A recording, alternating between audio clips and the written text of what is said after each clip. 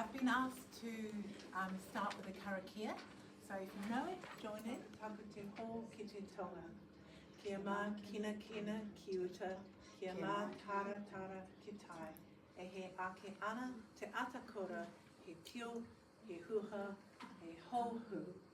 Tihei Moriora. Our fourth speaker will be Christy Johnson, who's born in the Bronx, New York, to an African-American father and Filipino mother. Her paternal grandparents were born into sharecropping in Alabama, and her parents have been born into slavery. She graduated from Howard University, a historically black university with a dual bachelor's degree in English literature and biology. Obtained a master's degree in public health and epidemiology from Yale. Ka mihi hoki. Ka mihi katika ke ngā ahorua o tēnei whenua toripura kia rangitane kia ngatu kahumiunu. E tupu ake o ki te Bronx, New York City, ko Afrika, Amerika rawa, ko Piripini o ku iwi. Inoho ana o e whakaori kai Wairarapa Women's Center ko mahi ana, ko Rizataku Kama. Welcome to our Earth Day Hui, and today we are inspired by Tuakana Taina. All of us have the potential to lead and the capacity to learn. I'm very honored to be here with you today. Today we celebrate the 55th Annual Earth Day, a day to highlight the importance of our planet and the conservation of its ecosystems driven by an international environmental and social movement. And the theme for 25, Our Power, Our Planet. And today's event joins this global conversation by speaking to something that we can do together, which is to start a Repair Café for the Wairarapa. And the most important thing will be putting our communities, us, at the center. There are many ways to start a Repair Café. There's over 3,000 community-driven repair cafes globally and at least 75 in Aotearoa. And we thought that we should begin by starting with Kōrero and Kai. Simply getting to know one another and forming, hopefully, new friendships and sustained relationships. I'd like to quickly highlight Lisa Birrell, who's provided mentorship in this space, along with many others in this room today who have been working for many years to make Repair Café possible, and also Isla. I don't know if y'all, where is she? The first volunteer for this co-papa, and Asifa, board member of the Women's Center, and who just dove into this project. I'd also like to acknowledge Celia Brown, who encouraged the Women's Center to apply for funding from the Masterton District Council for Repair Café, and which gave us the confidence that we could participate in this initiative alongside eco-justice warriors throughout the Wairarapa. And of course, the Masterton District Council for providing financial investment into the Repair Café initiative. Stella Lennox is here to receive this honor and gratitude. Hello. This hui today, in honor of Earth Day, makes the call to you, the community, to feel very welcome to share your leadership and also to help create more opportunities like this to welcome others in what I hope would be many community-driven events and activities throughout the region.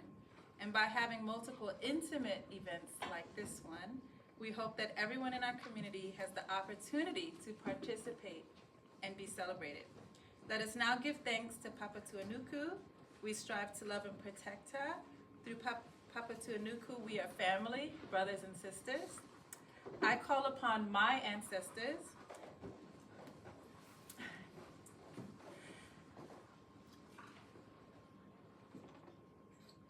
to give me the courage and humility to serve in this co-papa together with you. This opportunity that we have been blessed with belongs to all of us. We are all threads of a beautiful tapestry. As we open up our Kōrero today, I ask that you notice who is and who isn't with us. Let us think of them and make sure that we don't forget them. Let us move from I to we. Start off with the Honourable Celia Brown. Celia Brown is the definition of green living, like literally. If you've ever seen someone cycling through the town in the rain with a purpose, it was probably her. She rides her bike pretty much everywhere and has been doing it long before it was trendy. She's all about low impact living, community connection, and making sure decisions are made by the people for the people. Originally from London, she made Wellington her home in the 1980s and quickly became known for her work in local politics and environmental activism. As Mayor of Wellington from 2010 to 2016, she pushed hard for things like biodiversity projects and the living wage. She wasn't just ticking boxes out there, leading from the front. She was out there leading from the front, usually on 2 wheels. These days, Celia's gone off the grid in a solar-powered tiny house next to Tararua Forest Park. They're restoring biodiversity and regenerating the forest. She founded the Wairarapa Walking Festival in 2021. It is not just about sustainability for her, it's a lifestyle, mindset, and a movement. She is currently one of the local MPs of the Green Party in Wairarapa today. So welcome everybody. Thank you for a fantastic introduction, Asifa. I think she might be my comms person. And look, I'll try and be brief, but this has got quite a long story behind it, and I'll probably miss somebody out to thank. But just want to go back 2021. I put a little Facebook post up on the Carterton notice board, the little Facebook page, and said a few things about maybe a repair cafe, got quite a positive response, then wrote something up into the crier, the Carterton crier. Want to keep an appliance or piece of furniture going, reduce waste and reduce costs? A group of Carterton locals are exploring the idea of a repair cafe, and inspired by the Remakery in Upper Hutt and some of the other ones and so on. So we did get together, but various life events for the group of people that got together, and there were a number of them in this room, meant it didn't happen then. But it's still a really good idea, and I think with a few more people to work with and the support of the local councils, we can make it happen. And I think the reasons are fairly obvious.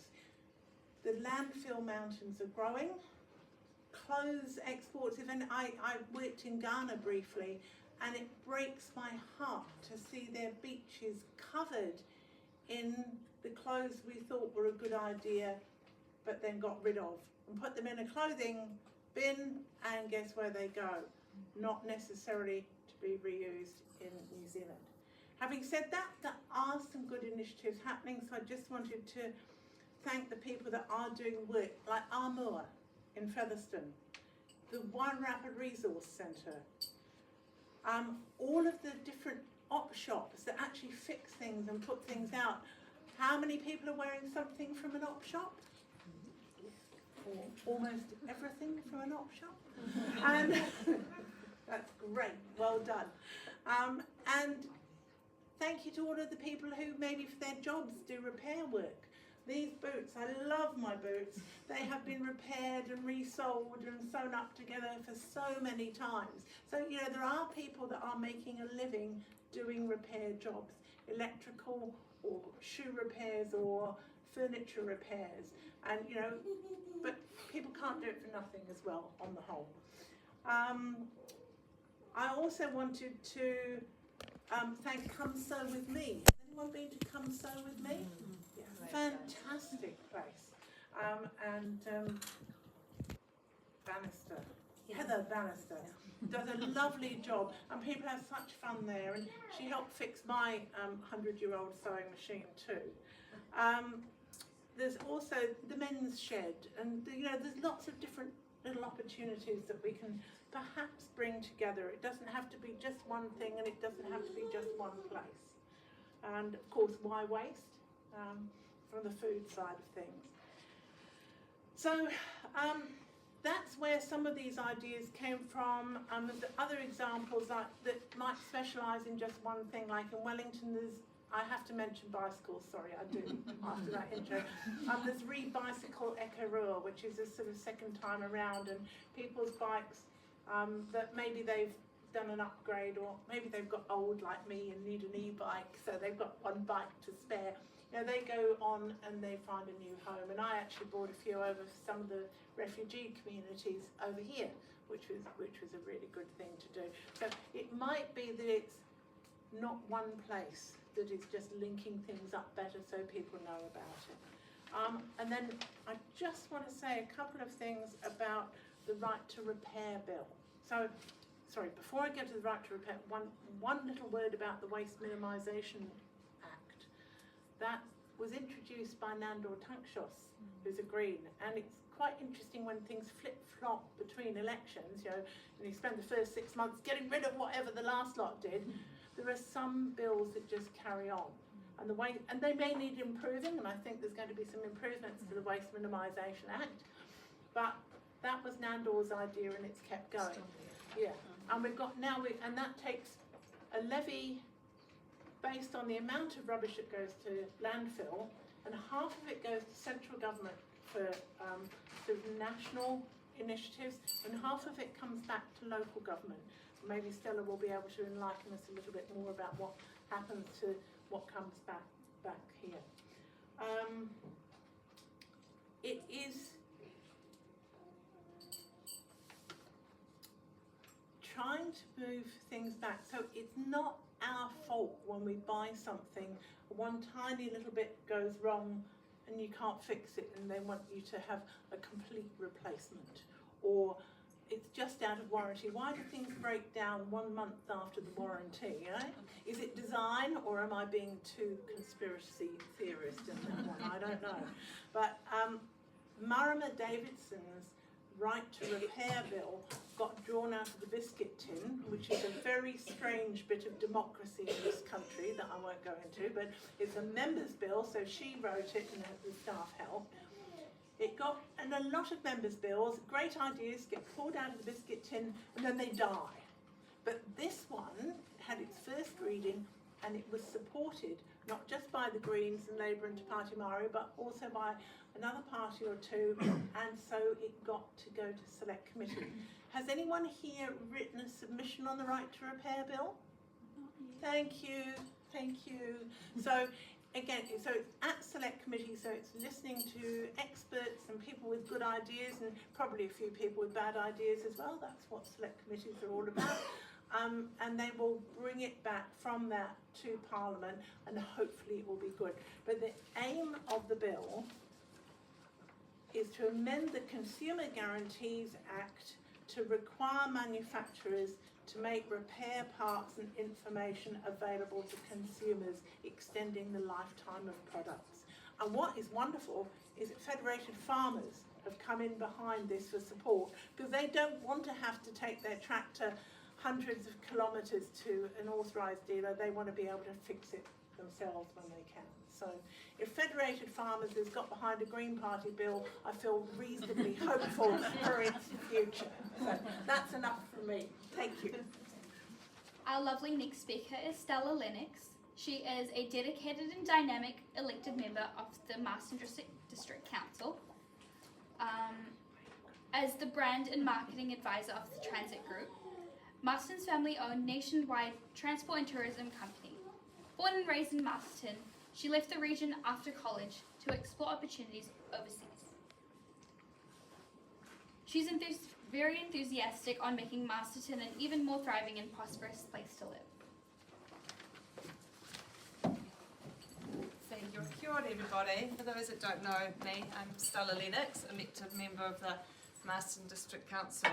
So I'm just going to talk to you briefly today about the Masterton Climate Action Plan, and then I'll talk more about how Council has supported the Repair Café to date.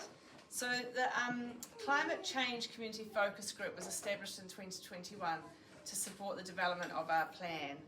So a community focus group was formed in July 21 after taking expressions of interest from our Masterton community.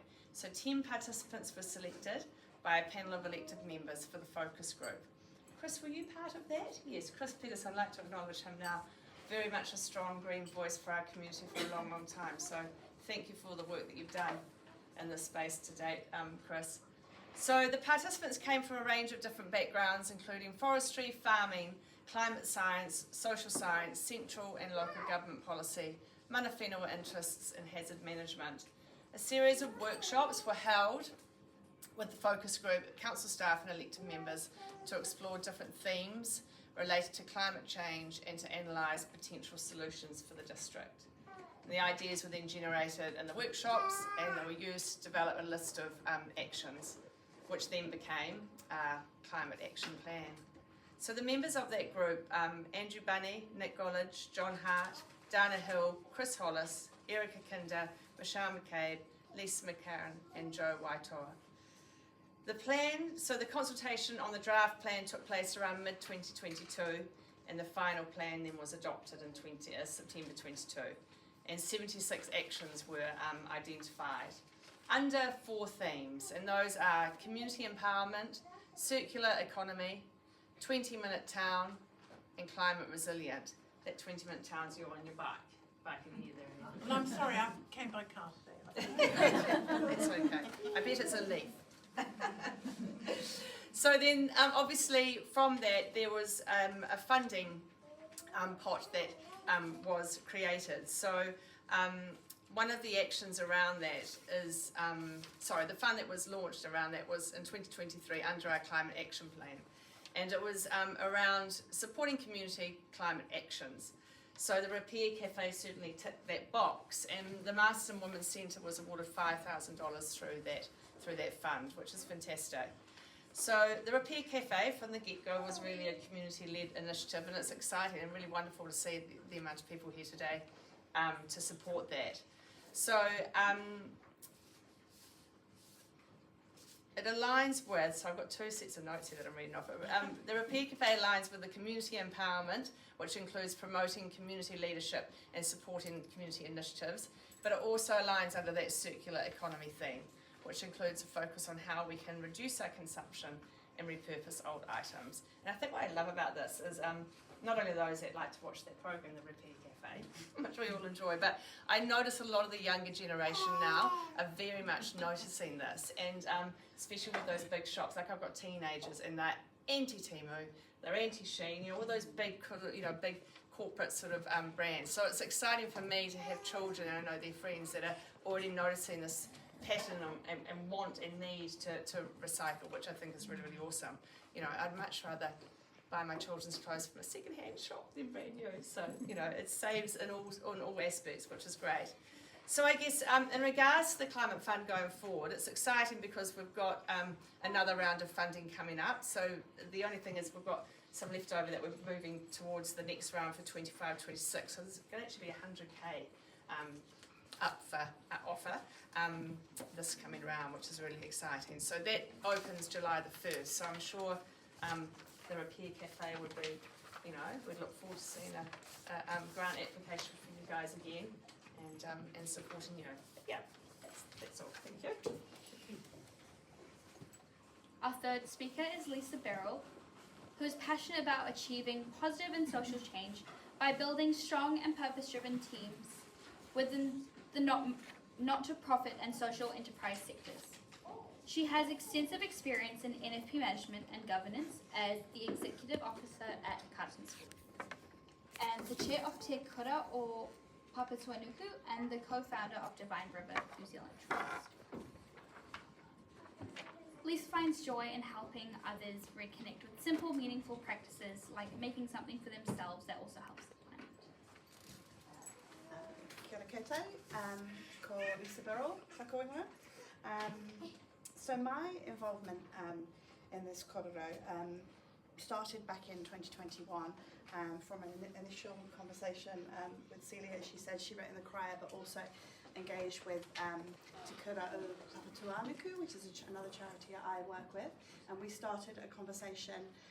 It was April 10th, I think, in Helen McEwen's front room with Chris here present and Celia, and just about how we could get a Repair Café off the ground for Carterton at the time.